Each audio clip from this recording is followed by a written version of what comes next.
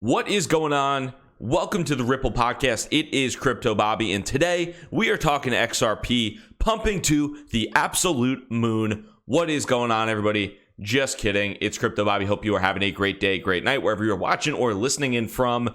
And Ripple is absolutely, XRP is absolutely crushing it in the past 3 days. Right now, XRP is up. I don't know. Let's see. In the past 3 days, up 85%. 85% in the past 3 days. Even just today, since this morning, Ripple is up a cool 15% after yesterday being up, I don't know, starting the day, ending the day up about 35%. So Ripple is just absolutely smoking hot, and across the board, crypto assets are doing pretty damn well. Ripple still leading the pack up today in the past 24 hours right now, according to On-Chain FX, 46%, with some of the other crypto assets on On-Chain FX, typically between 5 to 15%. Some of the larger ones making a nice move. Our-Chain up 20%, Qtum, Stellar Lumens, which traditionally follows Ripple in its movements, is up a cool 17%. 0x up 17, Cardano 16, Tezos, shout out to my Tezies, up 15%. But pretty much across the board, seeing nice bounces. And this is pretty interesting because there has been some quote-unquote negative news that we've seen in the market for the most part. Two things we can certainly point to. Number one was a very scary quote-unquote Bitcoin bug. You can see this article from The Independent that says Bitcoin on brink of collapse after, in quotes, a very scary bug discovered in code. And in that, they mentioned that anybody could have carried out an attack on the Bitcoin network. It would have cost you the low price of 12.5 Bitcoin. So for roughly $80,000, you potentially could have performed a successful attack on the Bitcoin network if you were exploiting the bug. However, the bug has since been patched. But traditionally, this is the type of thing that many times people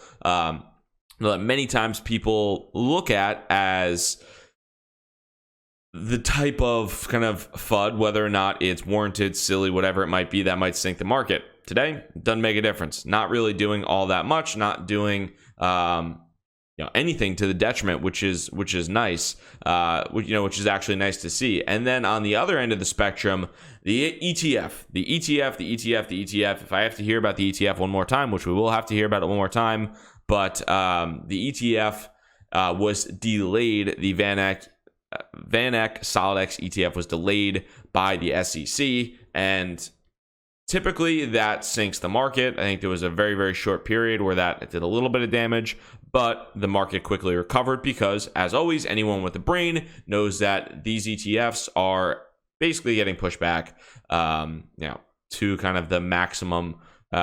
Basically getting pushed back pretty much to the maximum delay at this point in time. Jake Chervinsky, I don't know if I'm actually pronouncing his name right, but one of the more enjoyable follows on the ETF. I will not go through his entire tweet thread. It was kind of funny. Shout out to Jake, poor guy.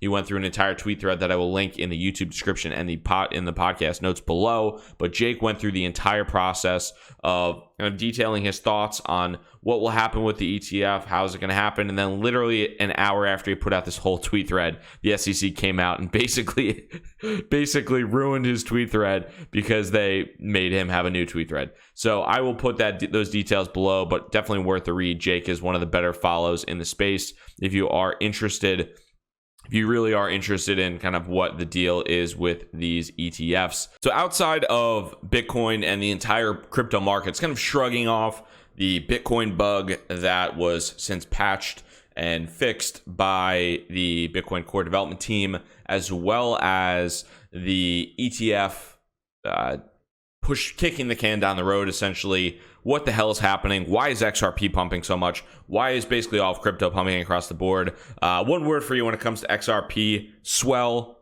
Two more words: Slick Willie, Bill Clinton. So if you're not familiar with Ripple, they're hosting something called the Swell Conference on October 1st. So they're hosting their big company conference on October 1st. They have released a number of announcements, such as a partnership with PNC Bank, which is a large kind of national slash regional bank, at least in the Northeast, that I'm familiar with. They've announced a partnership with PNC Bank, and they've also announced a couple other partnerships in the past few days. Since they've announced these partnerships 2 days ago, you've obviously seen, as I was just talking about, looking at the charts, if you're watching on YouTube, we're up 80% really since the partnerships. I said it yesterday and I didn't make a move on it. I don't have a position in Ripple. I certainly wish I did. I am hesitant to buy the top on Ripple. This could certainly keep running for quite some time, but I do think that Ripple, or excuse me, XRP, as I've said, XRP, because they are different things. Ripple did not create XRP, and there's obviously separate nodes, blah, blah, blah, blah, blah, blah. But I do think that Ripple / XRP will continue to pump into the Swell conference. The one thing that you always want to be aware of is that the, buy the rumor, sell the news, buy the press release, sell the announcement. I would tend to think that you'll see a Ripple, or excuse me, again, XRP sell off falling into the conference at some point in time. It's almost like the hard fork, or it's almost like the fork scenarios where you've seen in the past where they have these, you have the Bitcoin private, the ZCL forks and all that stuff. There's this hypey run up into the forks, and then the second, or not even the second, obviously the second the fork happens, there's a massive sell off. But even prior to, people anticipate that happening. They don't really care about getting the Bitcoin private. They dump the ZCL for profit and they go on their merry way. There's also, quite a number of people, I would say the vast majority of people, that are trading XRP right now. They don't give a crap about the announcements. They care about the hype around the announcements. And that is one of the important things to really keep in mind here. One thing that I do think is pretty interesting, and this is something that Josh McGruff posted on Twitter. It's at Josh McGruff. I'll put a link to it here as well, but it is just a screenshot of the Google Trends. And this is something that anybody could search. You could just go Google Trend Analysis, Google that, and you can put in different keywords, things like that. What he had pointed to is that the search terms for XRP and for Ripple are both up quite a bit. XRP specifically in the past month is up about 50% search volume on Google in comparison to what it has been. And sometimes I think this is a trailing indicator, but it's definitely something to keep in mind looking at some of these assets and taking that into consideration, specifically with XRP, because at least in my opinion, and I know a lot of you know that I'm pretty critical on XRP, but XRP to me is a very retail-driven crypto asset. For the most part, they all are, but like XRP is one that just, for whatever reason on planet Earth, there are human beings that are just so jacked up about banking partnerships, even though they'll never kind of use the cryptocurrency for its main intended use case, yada, yada, yada. But people love XRP. People love buying into XRP hype. It is like the XRP hype cycles are an incredible thing. And Google search terms might go to show a little bit of that. It's up, again, I've said about 50% in the past few days. So shout out to Josh for checking that out. Now, what am I looking at this point in time and kind of thinking about when it comes down to, some of these assets? I do think we are going to see that Ripple pump continue for a little bit of time here. You're still down 86% from the all-time high. So there could potentially be quite a ways to go. However, when I am looking at this, at some point in time, people are going to start taking profits. They're going to put that elsewhere. Smart traders, at least, are going to take profits if they haven't really already. Where's that money going to flow? Is that going to go back into fiat? Is that going to go back into Bitcoin or into some of the smaller cap crypto assets? Where is that money going to go to? Where is that going to flow? Where are these profits going to head to? And where does kind of the volume continue to come from in these markets? On Nomics, shout out to Nomics, and Clay Collins and the guys over there. But they have some pretty, I think, nice statistics when it comes down to some of this stuff. Just overall, I mean, the volume that's happened with Ripple specifically, 300+%. Almost 50% of that's coming from Binance. So if you think about that, at least in my opinion, if a lot of this trade volume with Ripple is coming from Binance, and then you can also see fiat volume, it's a lot of the Korean won and USD. but a lot of that is coming from Binance and 21% about from BitHum. What if it's on Binance? Where is that money going to flow to specifically on Binance? That you'd think that might be somewhat of a likely scenario. If somebody's on Binance, they're trading XRP, you're a retail investor, probably listening to this podcast right now. Where are you going to put that money? You just made 80% on Ripple. Are you going to put that back into Bitcoin on Binance? Is there another altcoin that you think maybe bottomed out and you could find another 80% on? Where's that money going to flow? I don't necessarily know yet. Would love to see it go into some, from the larger cap altcoins like XRP to some of these maybe mid caps, start getting some crazy runs. That could be pretty interesting. But this is what I'm keeping an eye out for right now. Now, one of the last things that I will leave off with here today, which I do think is pretty funny, if you're on the podcast, would definitely recommend taking a look. It is a tweet, but this is somebody, Alex Kruger, at crypto_macro, who I really enjoy, one of the better follows, but he posted something like this. This is the type of stuff that happened in December, in January. I think it's pretty freaking hilarious. But so basically, it is a Twitter profile. It is somebody, his Twitter was at 1,000. I think it's at 1,000 or at 10,000 Bitcoin.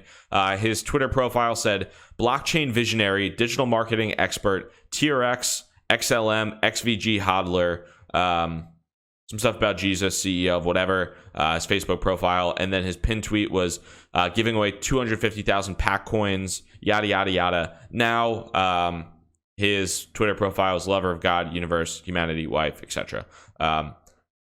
There are a lot of people, and who knows when, if we will ever see a crazy run like we did, but there are a lot of people that will come in and say they're experts and say, you are a blockchain visionary and that you are a hodler of whatever.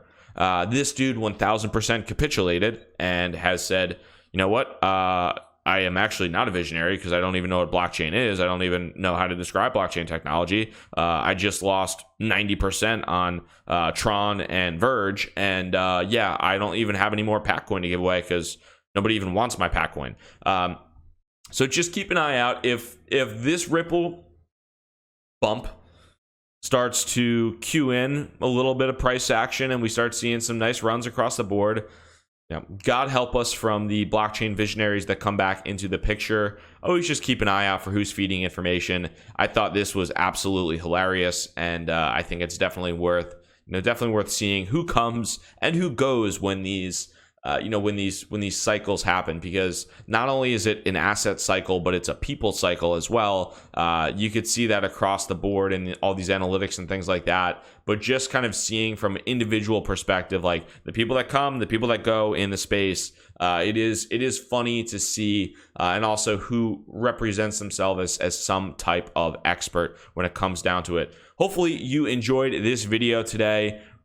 Really happy seeing green finally in the portfolio, basically across the board. Still down quite a bit in the past 90 days, but hey, you take what you get, you roll with the punches, and you make things happen. So I'm excited about that. If you enjoyed this video on YouTube, hit that thumbs up button, hit the like button. Would really, really appreciate that.